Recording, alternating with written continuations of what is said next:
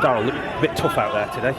It was a tough afternoon for us, yeah, I agree. I thought we started the game really well on the front foot, getting in the faces, perhaps created one or two better opportunities for ourselves if they looked after the final ball, and then we give them a soft goal, and that's what you don't want to do against a team with Peterborough's calibre of players, and give them that uplift after their recent poor form. And we did that, but we responded, we kept going. It wasn't for a lack of effort and endeavour. I just thought Peterborough were better than us on the day, to be honest, but we have to learn from these difficult occasions at times. I was going to say, because it wasn't like you played badly, but there were times when there was a bit of better quality on there today. Well, that's why we're in League One, isn't it? You've got to look at they bring on Adam Marriott and Clarke Harris, £1 million player, I think Clarke Harris was.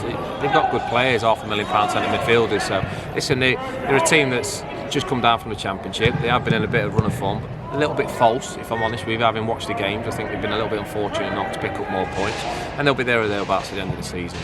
And the big thing for me is while not being anywhere near our best, we're still competitive and we'll still keep learning from this and keep building from it. Did Nathan feel aggrieved over the first goal? Because he looked pretty upset with the referee about how that unfolded. Yeah, we'll have to see. I haven't spoke to Nathan yet. We'll watch the games back and analyse the good and bad out of it. But for me, it's all about response now. We've been on a good little run that's come to an end, and we build towards a big game next week. You're on about developing the squad. What will they take, and what will you take as a management team from today? Well, first and foremost is we make sure the group stays confident in what we're doing and what we're trying to achieve. That will make sure that we do, because I think that's how you learn, and we keep developing and making them into better players. I mean, Peterborough have been Championship League One now for numerous years. It's our first year in it, really, with a new squad, and we're enjoying the journey, but disappointing afternoon. How did the early change affect how you were set up with Funzo going on? Not really, didn't change a lot. It's disappointing to lose a player from injury. I don't think it affected us as a whole. We just give us a real sloppy goal away, but